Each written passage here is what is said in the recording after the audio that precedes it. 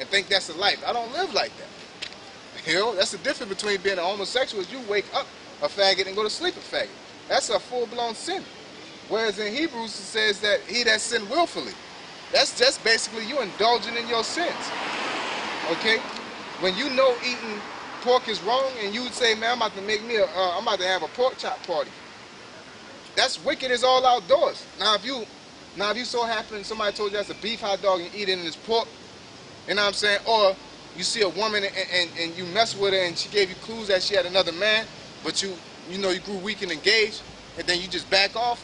That's the difference, man. You're still gonna be held accountable for that. But if the Lord have mercy on you, then you're good to go. But there's a high chance the Lord having mercy on somebody that backed off and repented than a nigga that's a flaming faggot, man. You know, there's no way out for a flamer, man. He's done. That's his life. You wake up and you go to sleep like that. Can't pull him out the fire. You know? I say Jude. Yeah, you can't pull him out the fire. That nigga, Galactus. What's that nigga name on X-Men? Nigga turn to metal and shit, you know? Like picking him out the fire, man. You know? Alright, I just want these 2 verses, these 2 chapters. Damn. Give me Proverbs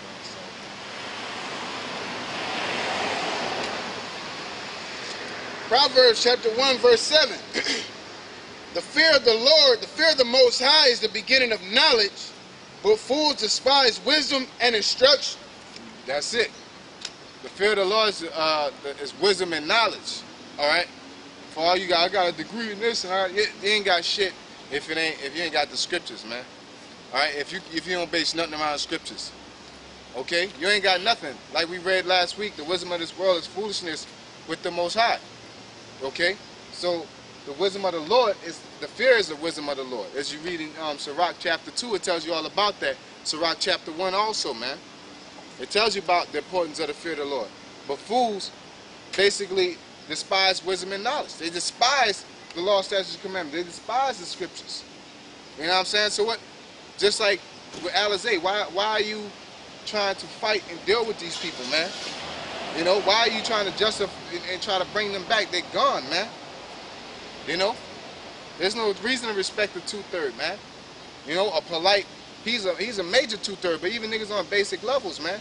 You let them have that. And if the Most High have mercy on them, to have them wake up, you know what I'm saying, then that's the difference. Okay?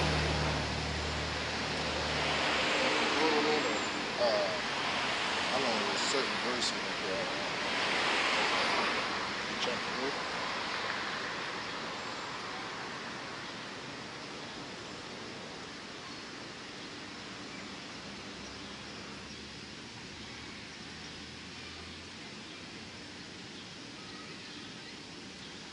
Yeah, you can just keep reading because I'm about to come across it. It's going to keep going in, but it's a point I want. But I don't want to, like, miss a little meat off the bone. Proverbs 1 and 8. My son, hear the instruction of thy father, and forsake not the law of thy mother. For they shall be an ornament of grace unto thy head, and chains about thy neck. My son, if sinners entice thee, consent thou not. Yeah, our parents supposed to teach us the ways of the scriptures. And it's really talking about the Most High in the Word. You know what I'm saying? Basically, you stay up under that helm. You stay up under that tree, that grove, so to speak, of Yahweh Shai, the Most High in the Sun. Okay, go ahead. What are out here talking about? Reading out the Holy Bible, the King James Version. Oh, the King James Version? Yeah. What was that? I saw a song you guys had. It was like Jesus with some devil horns on it. Yeah. Yeah, okay. yeah. Well, see, I know about. That's why I was curious about what you guys were doing about. You guys were talking about how like that's not really who they say he is. Yeah, that's exactly right. I was just curious. Yeah, Man, y'all keep doing what y'all doing though. I really appreciate it. A lot of people will see that and say, "Oh, why you don't believe in the Bible?" No, it ain't nothing about believing the Bible. I mean, even in their own Bible, it right. You got to tell the fiction from, you know what I'm saying, the truth. Yeah. There's a whole bunch of lies out there. A lot of it's symbolic. Yep. People don't understand that. There I you just go. want to see what y'all was talking about, man. Y'all have a good night, brother. All right. There you go. You know, there you go. That's truth. Not everybody out here complete retards. It's a lot of stupid. Yeah, it's truth indeed. Okay, it's truth indeed. You know what I'm saying? That's a lot of truth in that. That's symbolic. You know, so pictures speak $1 a word. So when a white man be like, what does it matter anyway? Color doesn't matter. Well, why make him white? Why don't you just make him dark like the Bible say? Aren't we here to deal with the truth? Doesn't the Bible bring truth and refreshing to the world? Why don't you keep the Bible truthful? Why dilute something? If it ain't broke, don't fix it, right? If the Bible's so beautiful and true and uplifting, why change it? You know? If it's so pivotal and enlighten mankind, you know what I'm saying? Then why change it? Why say the Lord white? If color doesn't matter, why keep them black? You know what matters? Truth matters. You know, that's why people deal with the Bible. That's why people get a relationship with the Most High, because they say that's the only person, you know, that'll keep it all the way real with you. So why dilute something that's been bringing you so much reality? You know why? Because for the so-called white man, color does matter and it's symbolic. Okay? But our people accept their ways. They sought out many inventions. Okay? That's a part of the inventions. Alright, go ahead. Verse 11, Proverbs 1 and 11. If they say, come with us, let us lay wait for blood, let us lurk privately for the innocent without cause, let us swallow them up alive as the grave, and whole as those that go down into the pit, we shall find all precious substance, we shall fill our houses with spoil. Casting thy lot among us, let us all have one purse. Yeah, so they really want to take us out, because here it is. You had these homosexuals that were all about this unity and all that. Y'all got it. Now y'all talking about destroying the Bible. Wait, I thought you wanted to be a homosexual. You got it. Why you want to mess with the Bible now? Trying to mess with the innocent, right? Because you're at the end of the day, you're a demon, man. You know, just like Sodom and Gomorrah. Your whole city's a bunch of faggots. As soon as some that angels come in town, you want to fuck angels, because like, oh shit, you know, I ain't never had that. You're so deep into your wickedness, your what's that? Fornication. You're so deep into your fornication that you're like, oh, I want some angels. You know what I'm saying? Yes. You know, because these women they'll lay with each other and they'll lay with animals. You know, think if they had an angel to mess with them. These Edomites will go crazy, man. You know, well, that's in theory.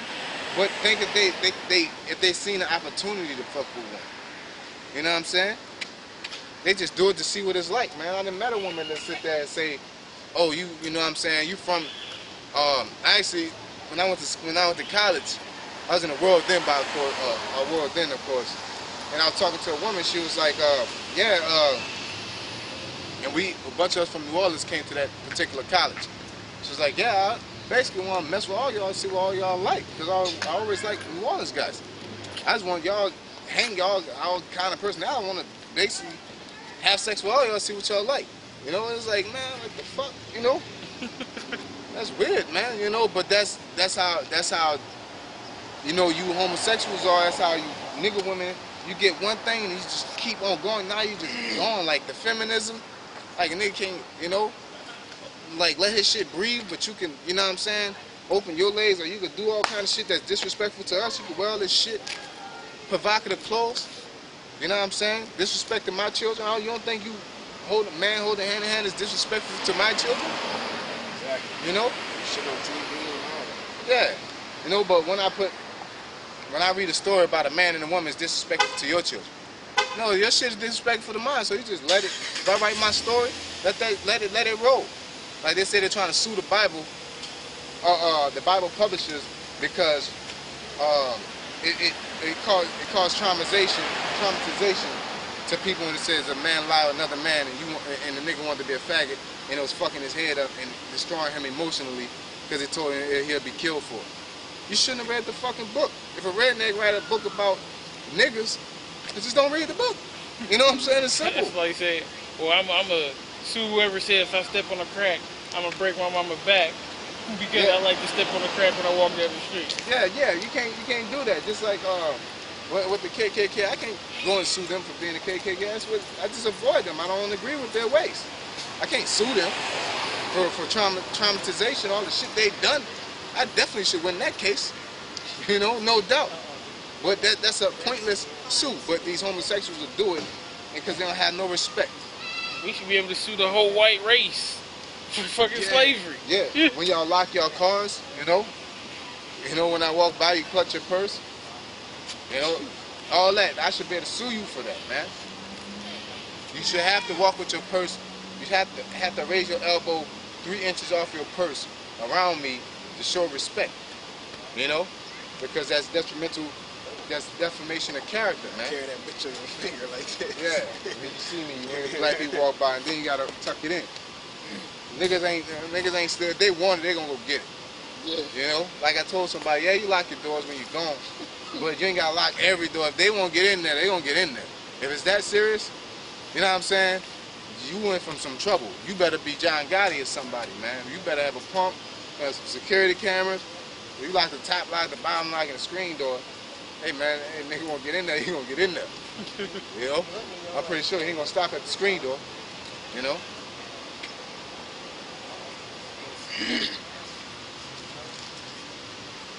Proverbs 1:15. My son, walk not thou in the way with them, refrain thy foot from their path. You refrain thy foot from their path, man. That's what it's telling you. But what are you niggas that bask in all this all coming to them, man, fuck that, man. You've been going to colleges, you've been hanging out with them for many years. The only thing that they've been trying to stop is uprisings, man. That's the only thing they physically stopped. It was a point that they didn't let Jake get education. They let you get education, and they let you integrate with them, and they're still racist. You know what I'm saying? You know what creates an opposition when the so-called white man got to rise up? Like I said, he had a nigga showing a picture when Jake riding, and Jake and Susan say, this is how you're supposed to be when Jake's and Susan. That makes the so-called white man scared. No, wearing garments and telling them that they're the devil to their face makes them scared. When 2/3 Jakes and Jake start revolting, that makes them scared.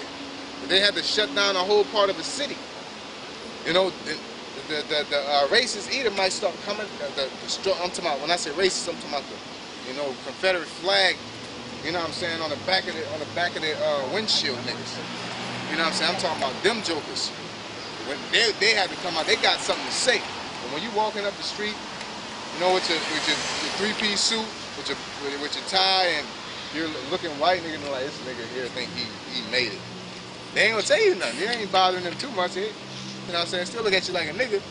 But when your ass out there saying y'all ain't shit, you a nigga, you the nigga, you a damn crack, you a devil. You trying to slap them, trying to beat them up. They gonna get mad, man. Not even straight. You don't even have to do anything to them physically. But once you call them out for how you see them, then they got a problem, man. Okay? So-called white man will be bucking up against you niggas going to Harvard and shit. You know what I'm saying? You don't care.